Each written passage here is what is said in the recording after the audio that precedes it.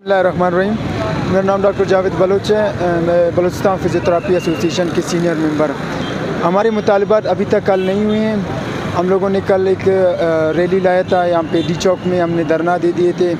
फिर सारे रोड वगैरह बंद किए थे। हुकूमत की तरफ से एक दो नुमाइंदे आए थे हम लोगों से मुज़ाकरात करने के लिए। हम लोगों की मुज़ाकरात उन लोगों के साथ सक्सेस नहीं हुआ, क्योंकि वो एक तरफ़ा ही बात कर रहे थे कि आप लोग अपने जो एहतजाज है ख़त्म करें, हम आप लोगों को श्योरिटी देंगे कि हम आप लोगों के मसले हल करेंगे।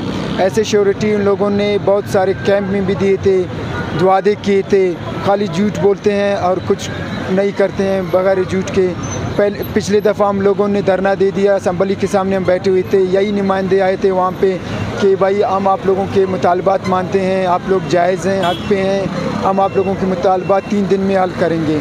वहाँ से इन लोगों ने हमें टरखा दिया। हम लोगों ने बात मान ली, चलो सही है भाई कि ये लोग माजरत कर रहे हैं या रिक्वेस्ट कर रहे हैं। हम लोगों ने अपना एहतजाज फिर प्रेस क्लब के सामने अपना रैली और अपना धरना शुरू किया।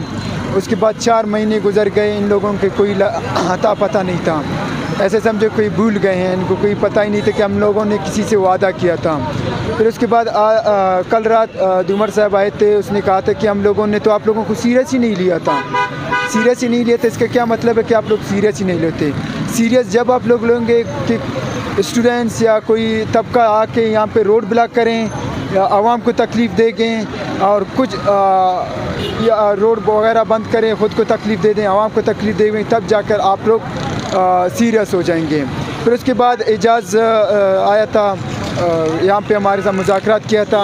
हमने कुछ उनकी बातें भी माने थे कि हम लोग रोड खोलेंगे और बाकी जो एक रोड है वो बंद करेंगे जब तक हमारे मुतालबात हल नहीं होंगे। हम बैठे हुए होंगे, अगर मुतालबात हमारे हल होंगे तो हम जाएंगे, अगर मुतालबात हल नहीं होंगे तो हम फिर से रोड बंद करेंगे।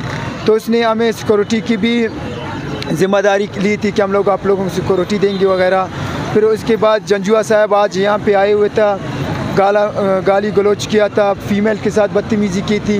हमारे जो कैंप वगैरह लगे हुए थे उनको पार के फेंक दिया था और हमारे साथ लाठी चार्ज किया था और धमकी भी दिया था कि मैं आप लोगों को जेल में ले जाऊंगा, आप लोगों के साथ पता नहीं क्या करूंगा, आप लोगों ने अभी तक देखा ही नहीं है। ऐसे धमकियां दे के जा रहे हैं, वहाँ से वादे करते हैं और ऊपर से यहाँ पे आके धमकियां दे के जाएंगे।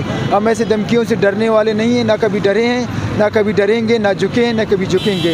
इंशाल्लाह हम जब तक हमारे मुतालबात हल नहीं होंगे यहाँ पे सरापा एहतजाज रहेंगे और हमारे एहतजाज सख्त होगा। हम तमाम मजबूत हड़ताल में इंशाल्लाह जाएंगे। Thank you.